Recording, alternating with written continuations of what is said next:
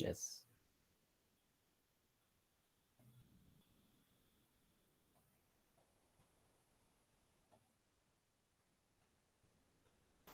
So it is very interesting to us that mercantilism, that is the ideology of the monopoly trading companies which established by Adam Smith in his Wealth of Nation.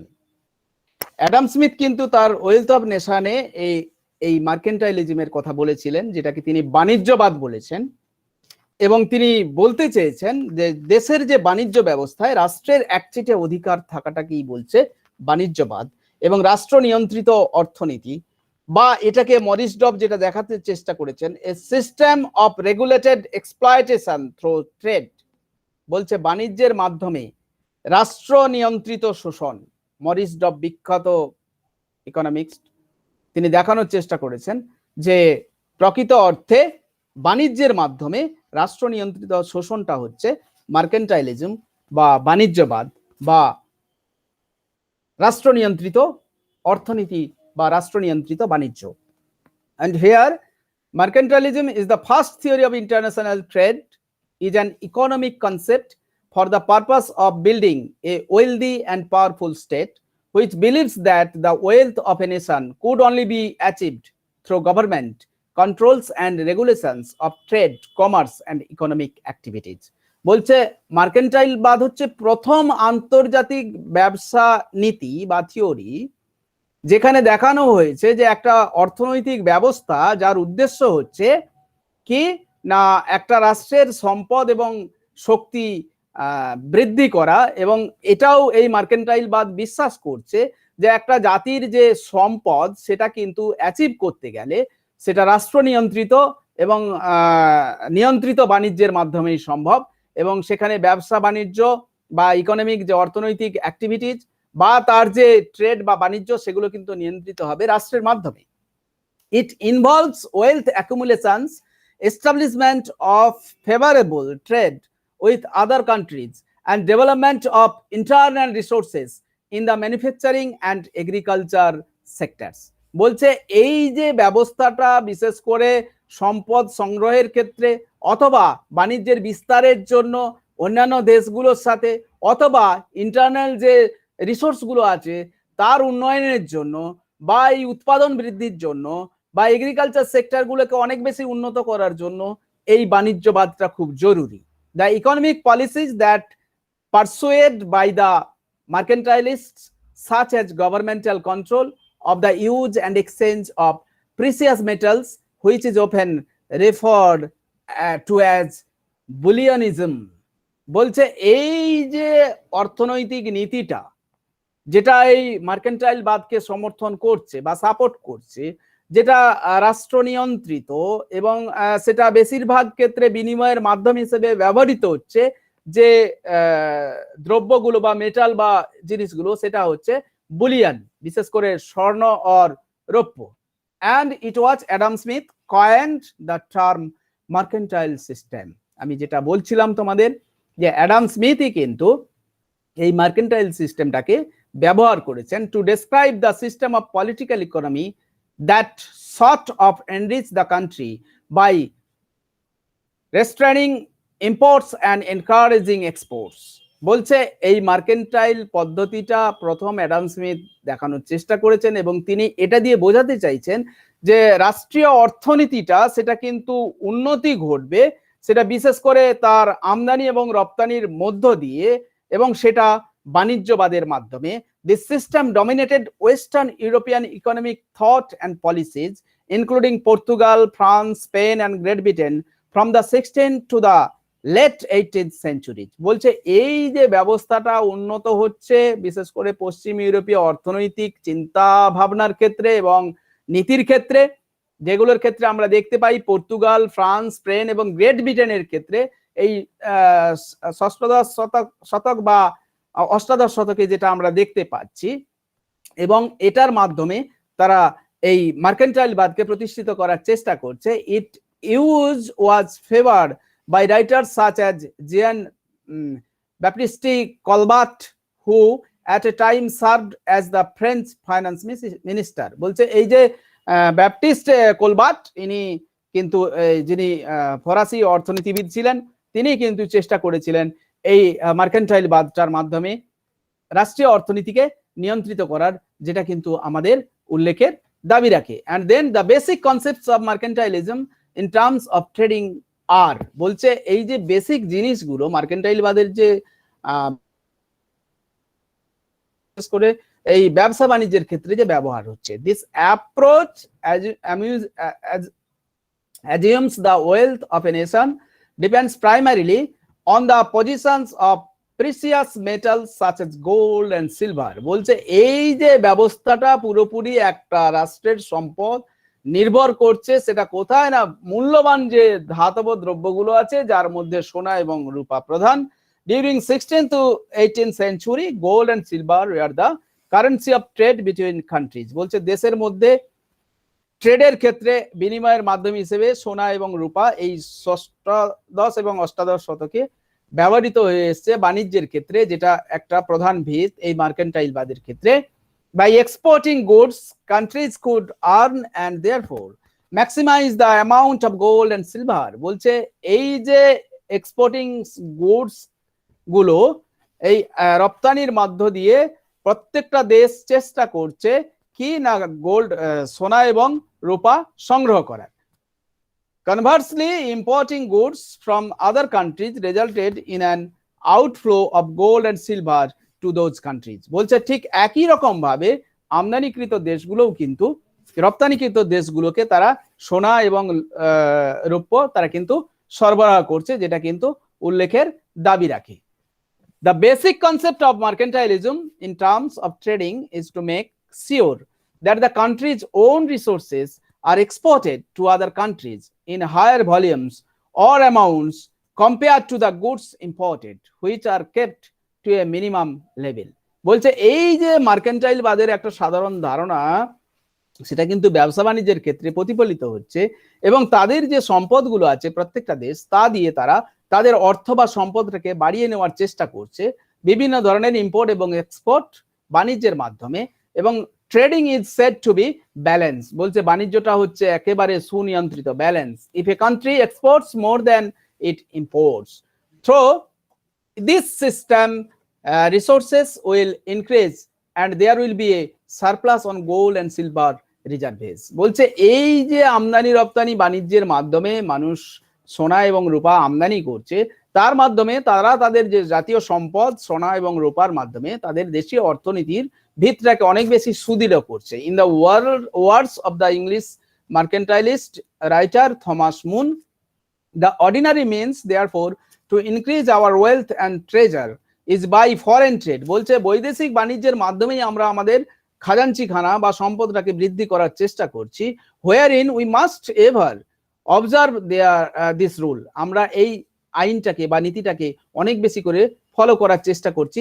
Two sell more to strangers yearly then we consume of theirs in value. বলছে আমরা অনেক বেশি পরিমাণে সেগুলোকে আমদানি বা আমদানি রপ্তানির মাধ্যমে বা এই মার্কেন্টাইল বাদের মাধ্যমে আমরা আমাদের জাতীয় সম্পদটাকে বৃদ্ধি করার একটা চেষ্টা করছি, যেটার মধ্য দিয়ে আমরা কিন্তু আমাদের অর্থনীতিটাকে অনেক বেশি শক্তিশালী করার চেষ্টা করছি। This theory suggest that the government should play an active role in the economy by encouraging exports and discouraging imports specially throughout the use of tariffs.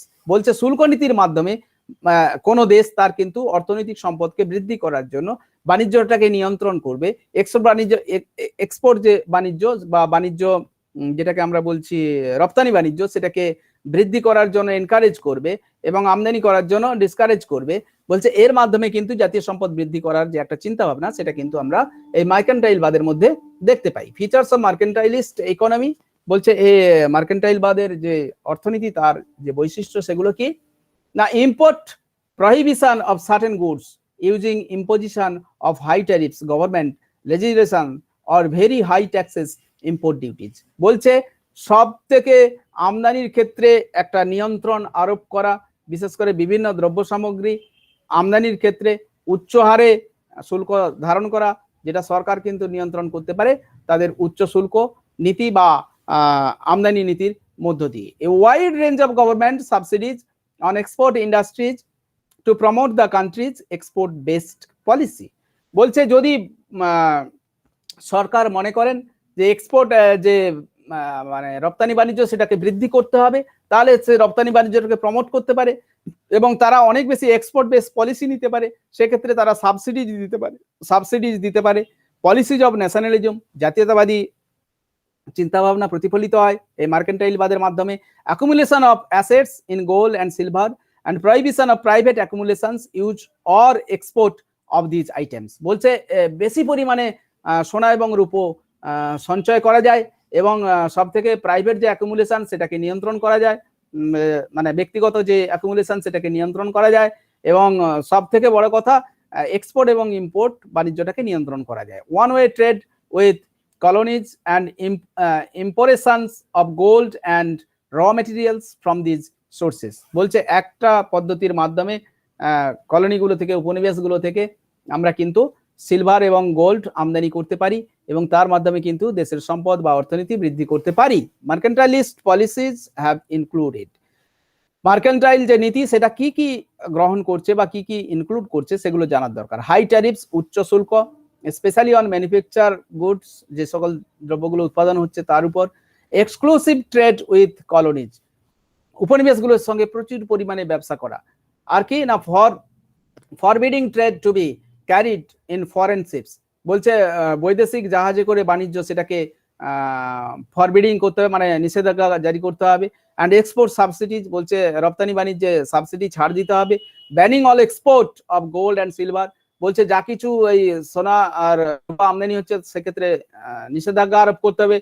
Promoting manufacturing with research or direct subsidies, বলছে যা কিছু manufacturing হচ্ছে বা research হচ্ছে বা যা কিছু হচ্ছে সেগুলো কিন্তু সেক্ষেত্রে একটা সরাসরি ছাড় দিতে হবে। লিমিটিং ওয়েজেস, বলছে শ্রম নিয়ন্ত্রণ করতে হবে। Maximising the use of domestic sources, চেষ্টা করতে হবে বেশিরভাগ গৃহ উৎপাদিত দ্রব্য সামগ্রীগুলো ব্যবহারের মাধ্যমে। Assumption, 3 assumptions of mercantilism. There is a finite amount of wealth in the world. বিশ্বে নিজেকে ধনী হিসেবে প্রতিষ্ঠিত করা যায়। A nation can only grow rich at the expense of other nations, বলছে অন্যান্য জাতির থেকে একটা জাতি অনেক বেশি উন্নত হতে পারে। Therefore a nation should try to achieve and maintain a favorable trade balance, exporting more than it imports। বলছে একটা রাষ্ট্র একটা সুনিয়ন্ত্রিত ব্যবস্থা চালু রাখতে পারে, বিশেষ করে রপ্তানি বাণিজ্যকে প্রভাবিত করে, ইম্পোর্টকে বা আমদানিকে অনেকখানি নিয়ন্ত্রিত করে। The use of colonies to achieve A favourable trade balance, বলছে এই যে কলোনিগুলোকে ব্যবহার করা হচ্ছে এই ট্রেড ব্যালেন্সের ক্ষেত্রে, the economy of the colonies is always secondary to the economy of the mother country. বলছে এই যে কলোনিগুলোতে সাথে যে অর্থনৈতিক লেনদেন হচ্ছে অলওয়েজ সেটা কিন্তু সেকেন্ডারি, নিজের দেশের যে অর্থনীতি সেটাই হচ্ছে প্রাইমারি, অর্থাৎ নিজের দেশের সম্পদ বৃদ্ধির জন্যই কিন্তু উপনিবেশগুলোর সাথে বাণিজ্য করা, যেটা কিন্তু উল্লেখের দাবি রাখে। And then the colonies should provide cheap raw materials to the mother country and market the manufactured goods of the mother country। বলছে যে এই কলোনিগুলো থেকে সস্তা দরে কাঁচামাল সরবরাহ করবে, কোথায় না মাদার কান্ট্রি, মানে যিনি কলোনি প্রতিষ্ঠিত করেছেন। আর মার্কেটগুলো যেগুলো আছে বা ম্যানুফ্যাকচারিং যে গুডস গুলো আছে মাদার কান্ট্রির, সেগুলোকে রপ্তানি করার জন্য চেষ্টা করবে কলোনিগুলোতে। In return the mother country provide military security and political administration to the colonies. বলছে পরিবর্তে কি দেবে না, এই কলোনিগুলোকে নিরাপত্তা দেবে এবং বিশেষ করে রাষ্ট্রীয় নিরাপত্তা এবং পলিটিক্যাল যে অ্যাডমিনিস্ট্রেশন সেটা দিতে হবে, রাজনৈতিক যে প্রশাসনিক ব্যবস্থা সেটাকে সুনিয়ন্ত্রিত করতে হবে।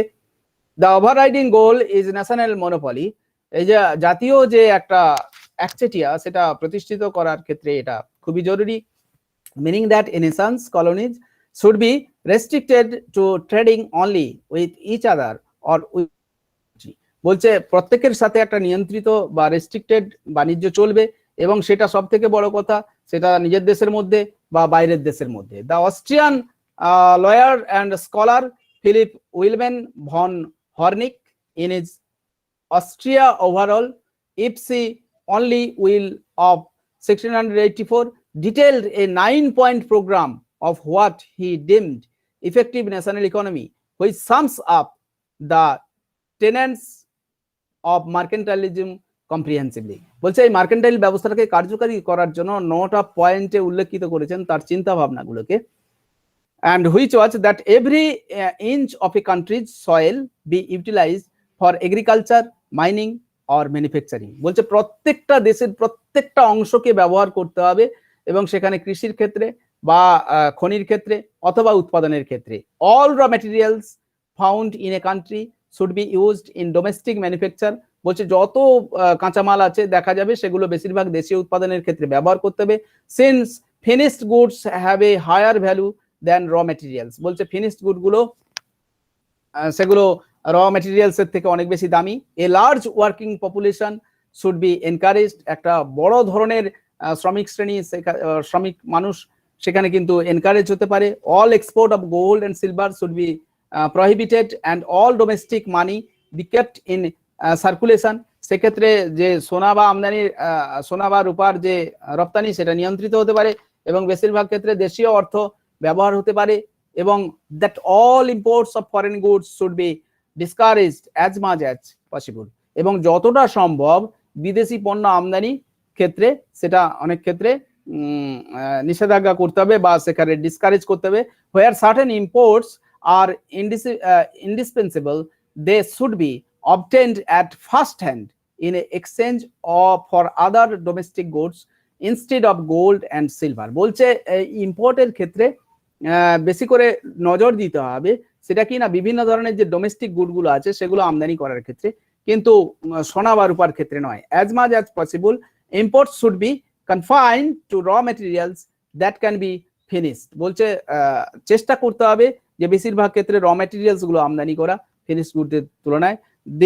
those opportunities should be constantly sought for selling a country's surplus manufacturers to foreigners so far as necessary for gold and silver. বলছে এই যে সুযোগ সুবিধাগুলো আছে সেগুলো কিন্তু প্রত্যেকটা দেশকে তাদের ব্যবস্থা করতে হবে এবং যে সারপ্লাস যে ম্যানুফ্যাকচারগুলো উৎপাদিত হচ্ছে সেগুলোকে বিদেশে চালানের ব্যবস্থা করতে হবে এবং তার জন্য প্রয়োজনীয় ব্যবস্থা নিতে হবে এবং সেক্ষেত্রে সোনা এবং রূপা আমদানির ক্ষেত্রে ব্যবস্থা নিতে হবে। That no importations should be allowed if such goods are sufficiently and suitably supplied at home. বলছে যদি এই ধরনের কিছু আমদানি যদি না প্রয়োজন ভিত্তিক হয়ে থাকে তাহলে সেক্ষেত্রে কিন্তু নিয়ন্ত্রিত বাণিজ্য করা জরুরি। and then example of mercantilism, mercantilist doctrine is by no means that new mercantilists equate political power with economic power with a balance of trade surplus. বলছে এই যে নতুন বাণিজ্যবাদ সেটা কিন্তু মানুষকে বোঝাচ্ছে রাজনৈতিক ক্ষমতার সাথে সাথে অর্থনৈতিক ক্ষমতা কিভাবে একটা বাণিজ্যের উদ্বৃত্ত ঘটাতে পারে।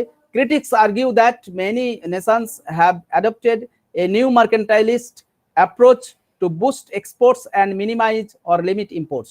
বলছে বেশিরভাগ ক্ষেত্রে বেশিরভাগ দেশ চেষ্টা করছে এই ধরনের নতুন বাণিজ্যবাদকে অ্যাডপ্ট করতে, তার মাধ্যমে তারা এই রপ্তানি বাণিজ্যকে উৎসাহিত করতে এবং আমদানি বাণিজ্যকে নিরুৎসাহিত করার একটা চেষ্টা করছে। For example, China has recently been criticized for using the mercantilist system, deliberately keeping its currency value low against the US dollar in order to sell more goods to the US. China for many years has been successful at distributing their goods and services to other countries and severely limiting the imports they take in return. বলছে চায়নার ক্ষেত্রে এই নীতিটা কিন্তু new মার্কেন্টাইলিস্ট নীতিটা কিন্তু লক্ষ্য করা যাচ্ছে। তারা কিন্তু এই রাষ্ট্র নিয়ন্ত্রণের ক্ষেত্রে বেশ কিছু যে চিন্তা ভাবনা সেটার বিরোধিতা করেছে। তারা চেষ্টা করেছে সমগ্র পৃথিবীতে তারা ছড়িয়ে দিতে, বিশেষ করে তাদের যে ইউএস ডলারের সাথে যে একটা প্রতিদ্বন্দ্বিতা সেটা কিন্তু তারা চেষ্টা করেছে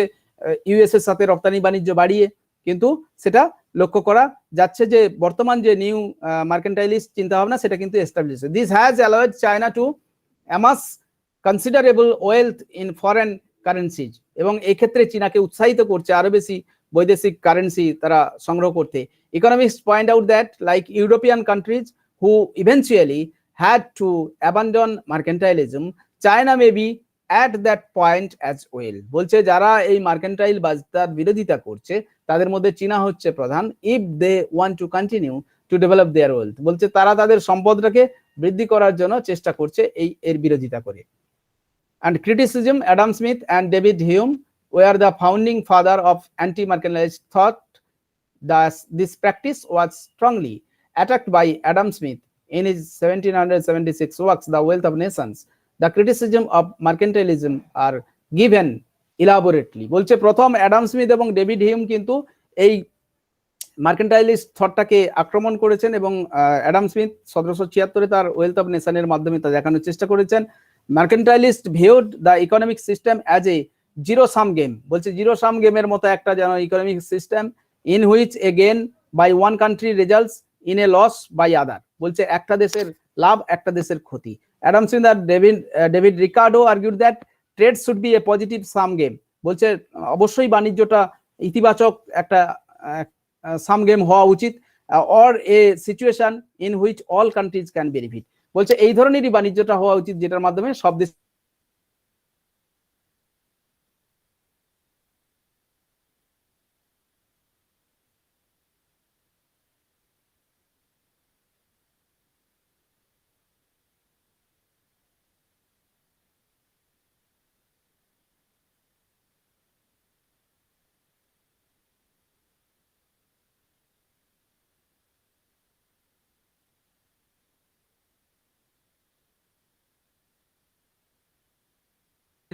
স্থায়ী চিন্তা ভাবনা হতে পারে না। The mercantilist unduly emphasized the importance of a favorable balance of trade. For the attainment of this objective, they discouraged imports by imposing heavy and prohibited duties on foreign goods and provided every possible ways to minimize exports. সব থেকে বড় কথা কি না, এই mercantile বাদটা কিন্তু জোর করে চাপিয়ে দিচ্ছে ইম্পোর্টের ক্ষেত্রে তারা বেশি করে শুল্ক নির্ধারণ করছে যাতে করে ব্যালেন্স ট্রেড হচ্ছে না, এবং সব থেকে বড় কথা কি না গুড এক্সপোর্টের ক্ষেত্রে তারা যতটা বেশি চাপ দিচ্ছে বা যতটা বেশি সুযোগ সুবিধা দিচ্ছে আমদানির ক্ষেত্রে দিচ্ছে না, স্বাভাবিক কারণে একটা দেশের সার্বিক বাণিজ্য সম্ভব নয়। The mercantilist assumption that the colonies existed for the benefit of the mother was not a sound economic proposition, বলছে কখনোই মার্কেন্টাইল বাসটা যে কলোনি থেকে কাঁচামাল সংগ্রহ করে সেখানে উৎপাদিত পণ্য সামগ্রী বিক্রি করা কখনোই একটা সাউন্ড ইকোনমিক প্রপোজিশন হতে পারে না। Mercantilism was a cause of frequent European wars in that time and motivated colonial expansion, বলছে এই মার্কেন্টাইল বাদটা কিন্তু প্রকৃতপক্ষে ইউরোপের যুদ্ধ থেকে শুরু করে বিভিন্ন ধরনের এই উপনিবেশ বিস্তারের ক্ষেত্রে একটা গুরুত্বপূর্ণ ভূমিকা নিচ্ছে, যেটা কিন্তু শান্তি শৃঙ্খলা বিঘ্নিতকারী একটা ব্যবস্থা হিসেবে উল্লেখ করার চেষ্টা করেছেন। The mercantilist policies were designed to benefit the government and the commercial class rather than the entire population, বলছে এই ব্যবস্থাটা বাণিজ্যবাদটা সরকারকে এবং কমার্শিয়াল ক্লাসকে উৎসাহিত করতে পারে কিন্তু সাধারণ মানুষকে উৎসাহিত করতে পারে না।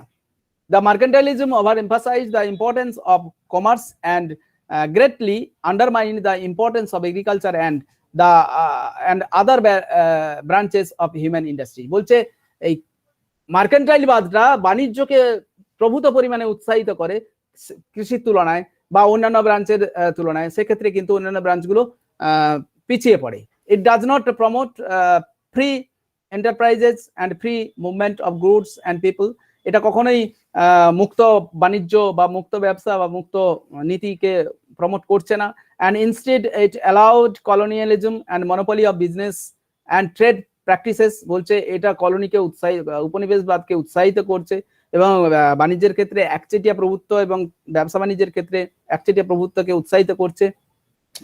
Objectives were simply to generate wealth for the upper class and merchant class, এটা কিন্তু সত্যি এটা উৎসাহিত করছে যে আপার ক্লাস এবং মার্চেন্ট ক্লাসকে সম্পদ বৃদ্ধির ক্ষেত্রে। The working people were exploited and were even made as slaves with very low wages, বলছে যে খেটে খাওয়া মানুষ যারা শ্রমিক শ্রেণী তারা বঞ্চিত হচ্ছে এবং তারা কিন্তু একটা দাসের মতো জীবনযাপন করছে। Finally, Smith argued that the collusive relationship between government and industry was harmful to the general populations, বলছে সাধারণ মানুষের সাথে সরকারের যে সম্পর্ক সেক্ষেত্রে একটা ক্ষতিকারক দিক হিসেবে মার্কেন্টাইল বাদ উঠে আসছে। He criticized the mercantile trade policy of intervening and monopolizing trade business, বলছে এই মার্কেন্টাইল বাদটা কিন্তু এই যে মনোপলির ক্ষেত্রে, ব্যবসা বাণিজ্যের ক্ষেত্রে, একাধিপত্যের ক্ষেত্রে একটা কিন্তু নতুন বাধা সৃষ্টি করছে, যেটা কিন্তু লক্ষ্য রাখা দরকার। Conclusion, mercantilist regulations were steadily removed over the course of the 18th century in Britain. বলছে এই মার্কেন্টাইল যে নীতিগুলো সেগুলো অষ্টাদশ শতকে ব্রিটেনে বিশেষ করে লক্ষ্য করা যায়। And during the 19th century the British government fully embraced free trade and Smith's laissez faire economies. এবং এই 19বিংশ শতাব্দীতে ব্রিটিশ সরকার কিন্তু টোটালি এই মুক্ত বাণিজ্য নীতিকে সমর্থন করছে। In France economic control রিমেন্ড in the hands of the royal family and the mercantilism continued until the French revolution. এবং এই ফরাসি বিপ্লব পর্যন্ত কিন্তু ফ্রান্সে এই মার্কেন্টাইলবাদ বিরাজ করছিল।